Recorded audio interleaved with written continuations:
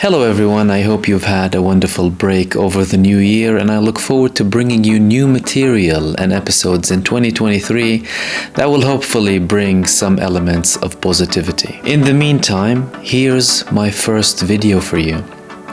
Have you made your New Year resolutions yet, or do you simply not care about these? How many times have you written down things you want to accomplish but failed to achieve them so far?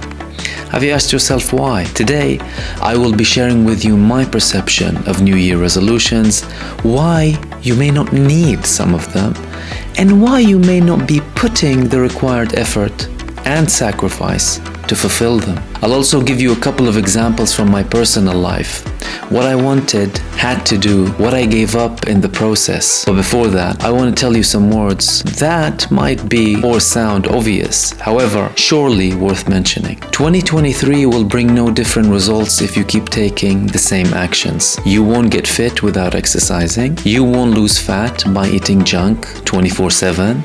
You won't make more money by just looking at rich people on Instagram. There is no point in making resolutions if you're not planning to follow them. If you want certain things, don't just think of them, but try to understand why it is you want them and how they will benefit you and those around you. Want for the sake of want is an endless disease.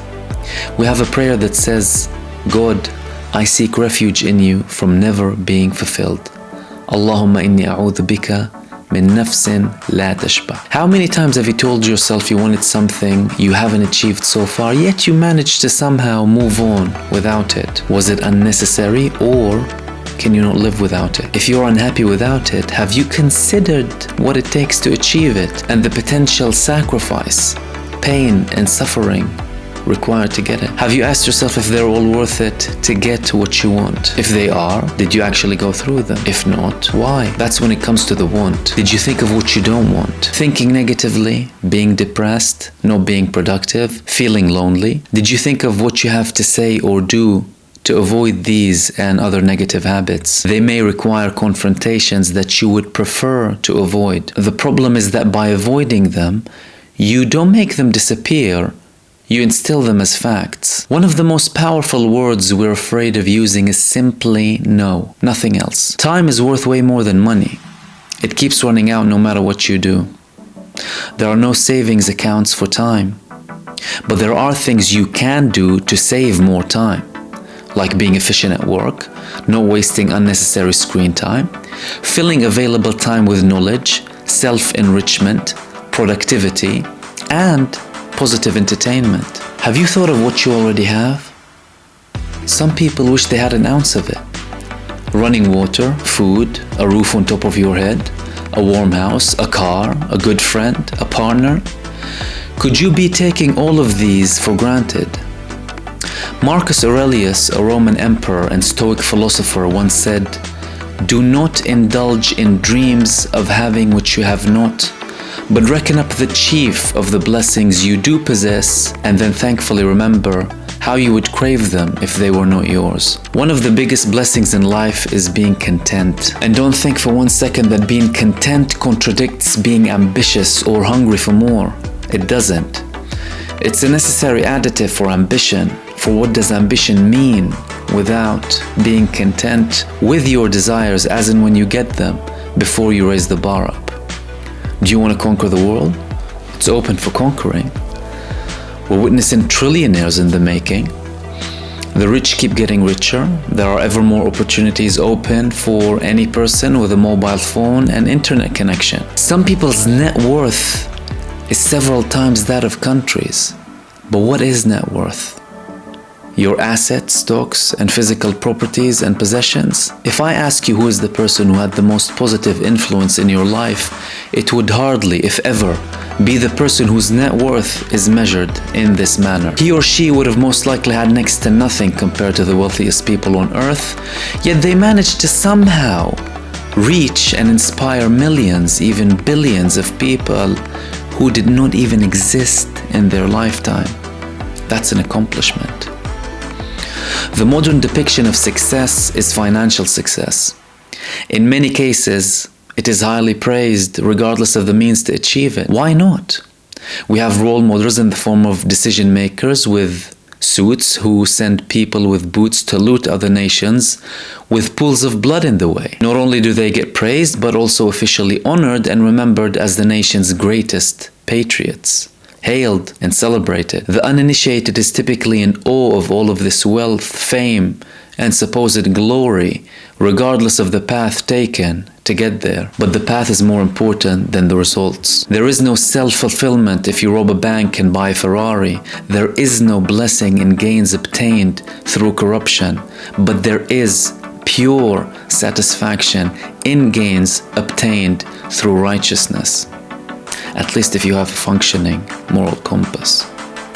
People, especially the new generations, are easily fooled by the exhibitionist visual glamour they see. Diamonds, gold, luxury possessions, stocks of cash. Very desirable things indeed, if achieved by just means.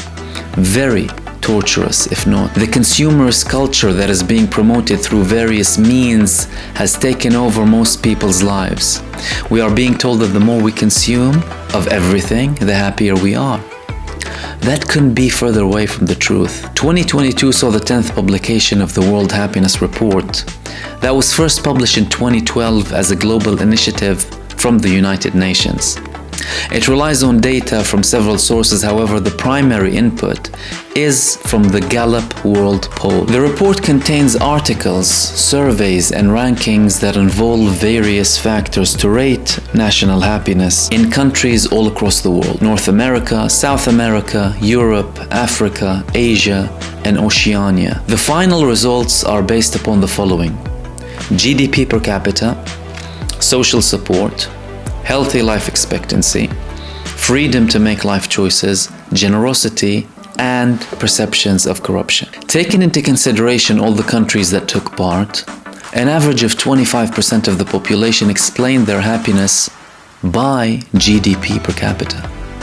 A significant amount, however, a minority at the same time when compared to the other factors: social support, healthy life expectancy, freedom to make life choices, generosity, and perceptions of corruption. There were many interesting parts in the report. However, a particularly interesting chapter was called Trends in Conceptions of Progress and Well-Being.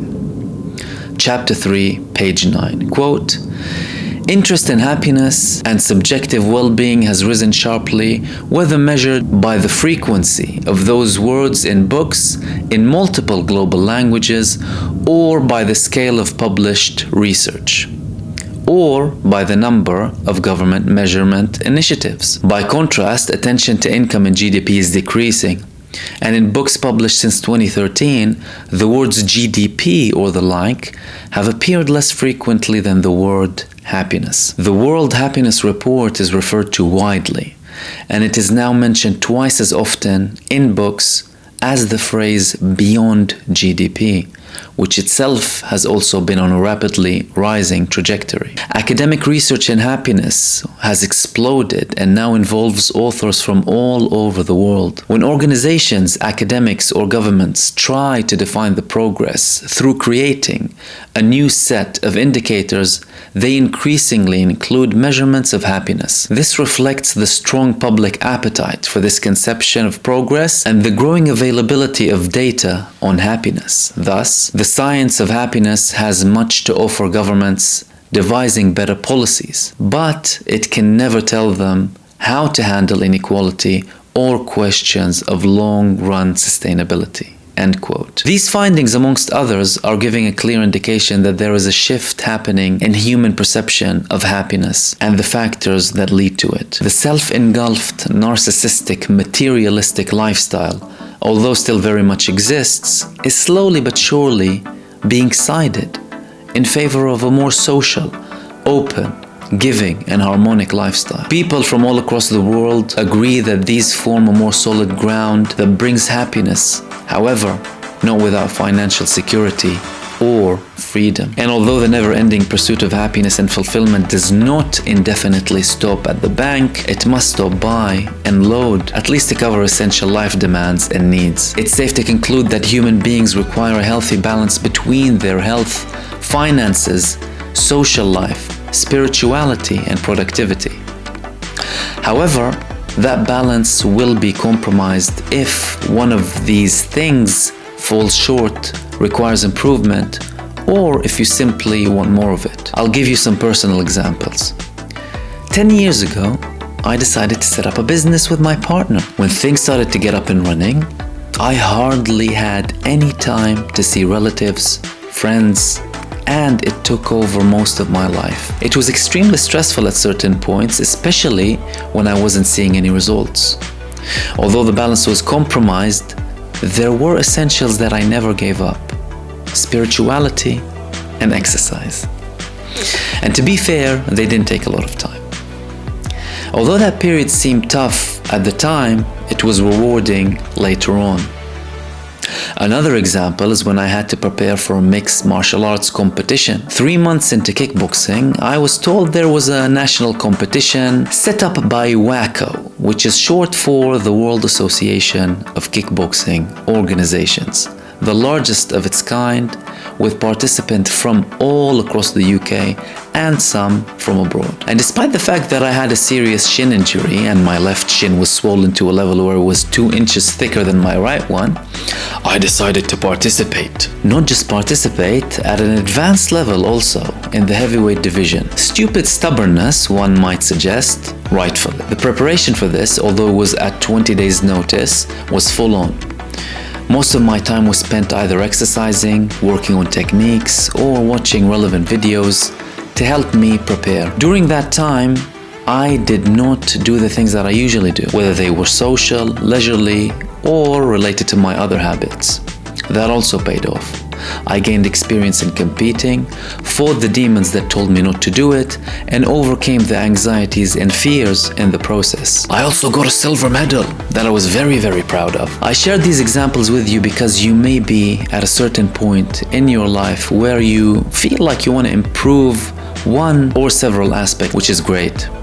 And I wanted to tell you that it's totally fine to have things imbalanced and compromised at certain points, albeit in a managed and thought out manner. Things cannot always be perfectly balanced.